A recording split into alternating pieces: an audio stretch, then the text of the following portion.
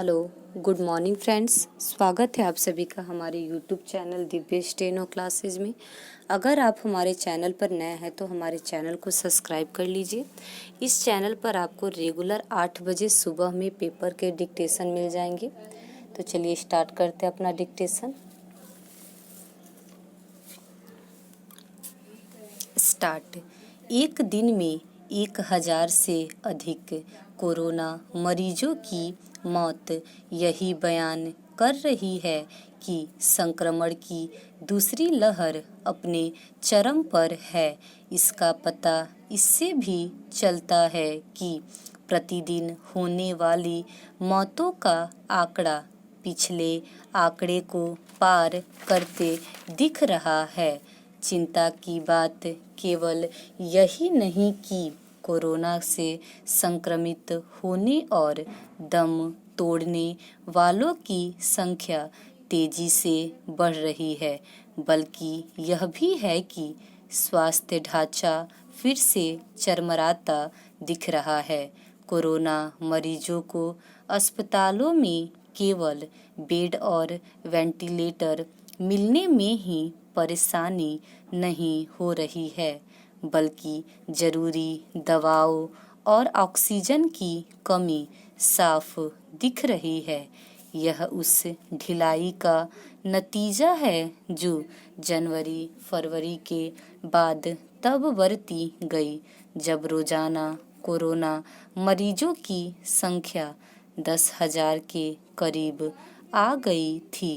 इसके चलते यह मान लिया गया कि कोरोना तो अब जाने ही वाला है। इसी सोच ने संकट खड़ा करने का काम किया। अब स्थिति यह है कि प्रतिदिन कोरोना मरीजों की संख्या 2 लाख के आंकड़े से ऊपर जाती दिख रही है और अभी संक्रमण की दूसरी लहर के कमजोर पड़ने के कोई आसार भी नहीं।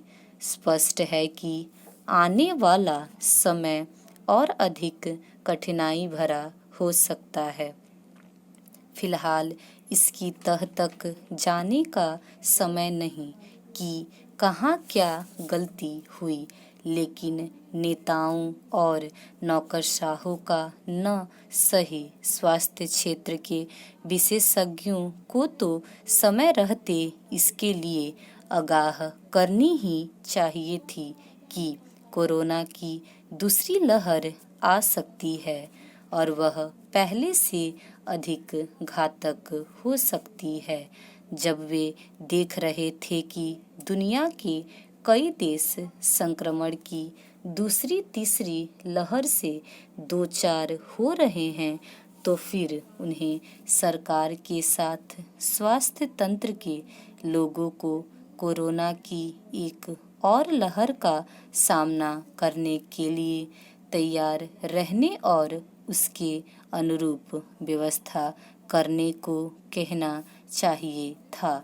यदि दूसरी लहर का सामना करने के लिए समय रहते पर्याप्त कदम उठाए गए होते तो जो स्थिति बनी उससे बचा जा सकता था। कम से कम अब तो सरकारी और गैर सरकारी क्षेत्र के स्वास्थ्य तंत्र को नए सिरे से कमर कसनी ही चाहिए, चूँकि इसके अलावा और कोई उपाय नहीं।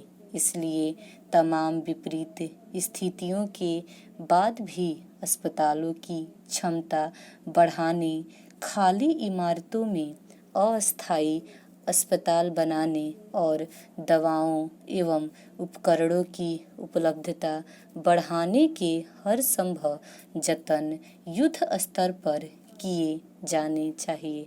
कोरोना की दूसरी लहर वह चुनौती है जिसका सामना करना ही होगा।